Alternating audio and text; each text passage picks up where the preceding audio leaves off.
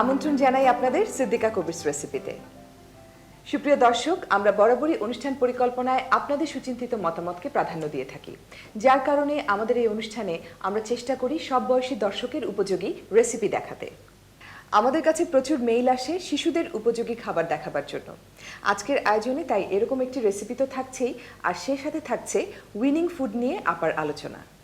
হ্যাঁ, winning food বলতে আমরা বুঝি যে শিশুর জন্মের পর থেকে শিশু কিন্তু মায়ের দুধ খেয়ে বেড়ে ওঠে এবং 4 মাস 5 মাস পর্যন্ত মায়ের দুধে সব রকম উপাদান থাকে। তবে 4 মাসের পরে মায়ের দুধে ভিটামিন সি, লোহা এই উপাদানগুলো কমে আসতে থাকে, মানে শিশুর বৃদ্ধির জন্য সেগুলো আরও বেশি দরকার হয়। সেই কারণে আমরা বলে থাকি যে মায়ের দুধের সঙ্গেও শিশুকে আরও কিছু তোলা খাবার খেতে হবে।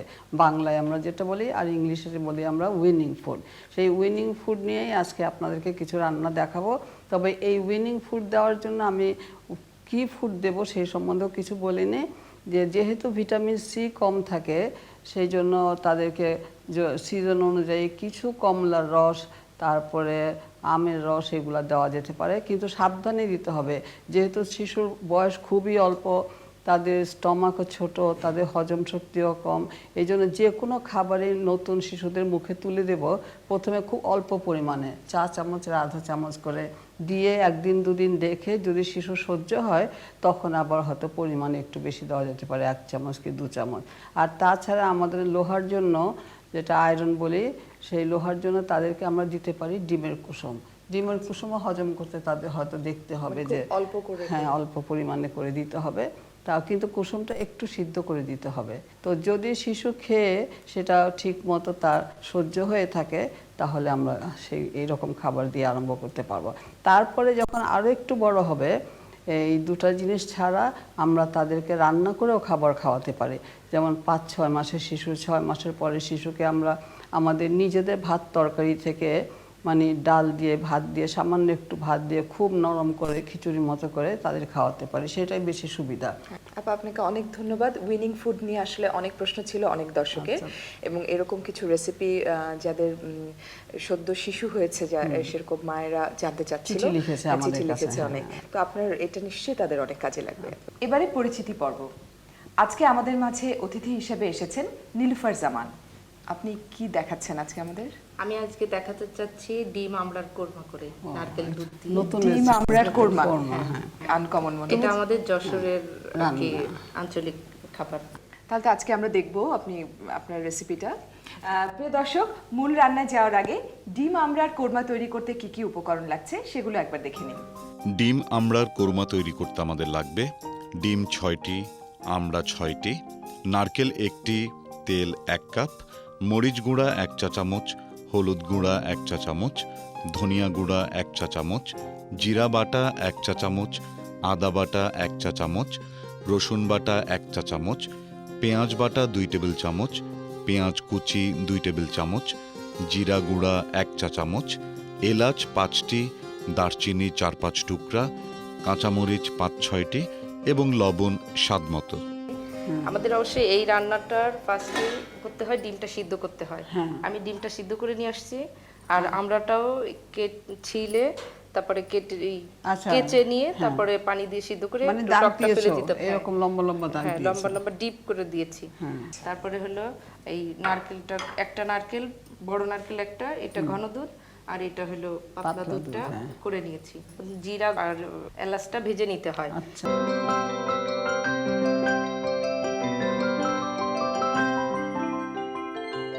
বরিশাল থেকে শিউলি লিখেছে, আমি অনেক ভালো ভালো পিঠার রেসিপি জানি, আপনাদের অনুষ্ঠানে এসে করে দেখাতে চাই, আমাকে এখন কি করতে হবে? শিউলি, আমরা দুঃখিত যে আর কাউকে আমরা ডাকতে পারছি না, তবে দর্শকদেরও জানিয়ে দিচ্ছি যে আপনারা আমাদেরকে আর রেসিপি পাঠাবেন না, তবে আপনাদের যদি কোনো চিঠি লেখার থাকে, কিছু জানার থাকে, কোনো রেসিপি দেখতে চান আগে রেসিপিগুলো, সেগুলো আমরা করতে পারবো। আমাদের নতুন করে পুরনো রেসিপির পালায় আজকের অনুরোধটি ছিল কাজল, মিতালি আর শুভ্রার। তারা দেখতে চেয়েছে কুলফির রেসিপিটি আরেকবার। তাহলে তোমরা কুলফির রেসিপিটা আরেকবার দেখে নাও। কুলফি তৈরি করতে আমাদের লাগবে দুধ 1 লিটার, কর্নফ্লাওয়ার 1 চা চামচ, চিনি 1 কাপের 4/3 ভাগ, পেস্তা কুচি 2 টেবিল চামচ, জাফরান আধা চা চামচ এবং গোলাপ জল 1 টেবিল চামচ। প্রথমে একটি কড়াইয়ে দুধ ঢেলে ভালো করে জাল দিন। দুধ গরম হয়ে গেলে ঠান্ডা দুধে গোলানো কর্নফ্লাওয়ার এবং জাফরান দিয়ে ভালো করে জাল দিন। মিশ্রণটি ঘন হয়ে গেলে একটি বাটিতে ঢেলে ঠান্ডা করুন। ঠান্ডা হয়ে গেলে গোলাপ জল মিশিয়ে নিন। এবার কুলফি তৈরির ছাঁচে পেস্তা কুচি দিয়ে তাতে মিশ্রণটি ঢেলে ঢাকনা বন্ধ করে লবণ এবং পানি মেশানো বরফে 24 ঘন্টা ডুবিয়ে রাখুন। 24 ঘন্টা পর ছাঁচ থেকে ঢেলে পরিবেশন করুন সুস্বাদু কুলফি। আমাদের ইমেইল অ্যাড্রেস siddikakobirsrecipe@yahoo.com। আমাদের পোস্টাল অ্যাড্রেস প্রযত্নে পরিচালক Siddika Kabirs recipe, Dhwani Chitra limited, 4 Nawratan colony, New Bailey Road, Dhaka 1000। এবারের পালা সিদ্দিকা আপার। সিদ্দিকা আপা শিশুদের উপযোগী একটি রেসিপি পিশপাশ করে দেখাবেন। পিশপাশ তৈরি করতে কি কি উপকরণ লাগছে সেগুলো একবার দেখে নিন। শিশুর পিশপাশ তৈরি করতে আমাদের লাগবে কাঁটা বাছা মাছ 1 কাপের 4 ভাগের 1 ভাগ, চিকন বা পোলাও চাল 3 টেবিল চামচ, মসুর ডাল 3 টেবিল চামচ, আদা বাটা চা চামচের 4 ভাগের 1 ভাগ, হলুদ গুঁড়া চা চামচের 8 ভাগের 1 ভাগ, তেজপাতা 1টি, পানি 3 কাপ, গাজর 2 টুকরা, ফুলকপি 2 টুকরা, তেল 3 টেবিল চামচ এবং পালং শাক 1 কাপের 8 ভাগের 1 ভাগ। সুপ্রিয় দর্শক, আমরা পিশপাশ রান্না করার জন্য শিশুদেরকে সব রকম খাবার দিয়েই সেটা রান্না করতে হবে যেন এটা একটা ব্যালেন্স ডায়েট হয়। এবং আমাদের কাছে এর জন্য চাল, ডাল, তারপরে সবজি, কিছু মশলা আছে, সব মশলা খুব কম করে দেব। মাছও আছে এখানে, কাটা বাছা মাছ। হ্যাঁ, আর মুরগির মাংস, বুকের মাংস দিতে দেওয়া যায় আর কি। তো মাংসের চাইতে মাছটা সুবিধা বেশি, এই জন্য যে মুরগির মাংস সবসময় আঁশ যে একেবারে গলে মিশে যায় সেটা হয় না, মাছটা দেওয়া সুবিধাজনক মনে করি। তাহলে আমি রান্না আরম্ভ করি এখন। আচ্ছা, তেল দেওয়া হলো, এখন চুলাটা জ্বালিয়ে দিচ্ছি আমি। তারপরে আমাদের কাছে রয়েছে পেঁয়াজ রয়েছে। প্রথমে পেঁয়াজ দেব। পেঁয়াজ একটুখানি দেবো, সামান্য করে, বেশি দেবো না। শিশুদের খাবার তো সব কিছু খুব কম কম করে দিতে হবে, আর এমন করে রান্না করতে হবে ওদের মুখে যাতে আঁশ না লাগে। আঁশ লাগলে শিশুরা খায় না। এর জন্য আমরা এখানে 3 টেবিল চামচ চাল আর 3 টেবিল চামচ ডাল একসঙ্গে মিশিয়ে ধুয়ে রাখা হয়েছে। তুমি একটু নাড়ো তো।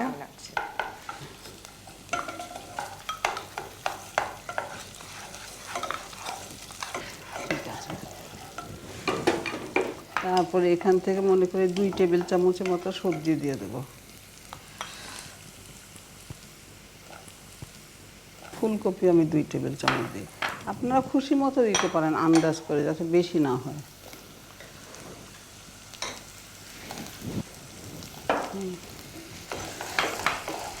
মাছটাও দিব, আমি পানি দিয়ে নিই আগে।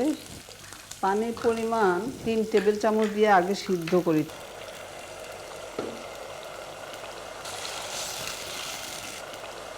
খুব ভালো করে সিদ্ধ করতে হবে। হ্যাঁ, সব একসঙ্গে সিদ্ধ হয়ে যাবে। প্রায় 3 কাপ পানি আপা লাগছে। সামান্য একটু হলুদ দিতে পারো রঙের জন্য। হ্যাঁ, সামান্য রঙের জন্য। মশলা কিন্তু ক্ষতিকর না আমাদের জন্য। এই যে ছোট্ট একটা করে তেজপাতা আমরা ধুয়ে রেখেছি, আমি পুরোটাকে দিব না, দর্শকবৃন্দকে দেখিয়ে দিয়ে এই ছোট তেজপাতার ছোট্ট একটা টুকরো দিচ্ছি। কেননা শিশুদেরকে ওদের স্বাদ খুব বেশি আনা উচিত না মুখে। আর অনেকে চিনি দিয়ে থাকেন, তবে আমি মনে করি চিনিটা না দেওয়াই ভালো। একটু আদা দিই। আদাটা, হ্যাঁ আমি বলতে চাচ্ছিলাম আপনার যে আদা দেওয়া হয়নি। আদাটাও কম করে দিচ্ছে, এটা থাকে এখানে। হ্যাঁ, একটু বয়েল হয়ে গেলে এখন আমরা একটুখানি আঁচটা কমিয়ে দেব, কিন্তু সিদ্ধ হওয়ার জন্য খুব কম করব না। আবার মাঝারি আছে, এটা একদম নরম করে সিদ্ধ করে নিতে হবে। আবার 10 মিনিট তো লাগবে। হ্যাঁ হ্যাঁ, 10 মিনিট তো লাগবেই। তাহলে প্রিয় দর্শক, আমরা 10 মিনিট অপেক্ষা করছি। শিশুদের জন্য তো বেশ সিদ্ধ হতে হবে, কিন্তু এটা আর একটু হোক, তাহলে ঘুটলে ভালো করে মিশবে আর কি। আর কিছু নরম করে ফেলবো। হ্যাঁ, ঢেকে দে। আর মিনিট 2-3 মতো লাগবে আমার মনে হয়। এরকম।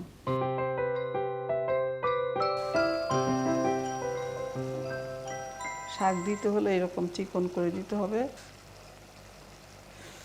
এখানে আমরা 1/4 কাপ মাছ দেব। আমরা যে এই খাবারটা করছি, এই খাবারটা কিন্তু ওদের এক বেলার জন্য না, 2 বার কি 3 বার খাওয়াতে পারবে। হ্যাঁ, কেননা বারবার রান্না তো ঝামেলা।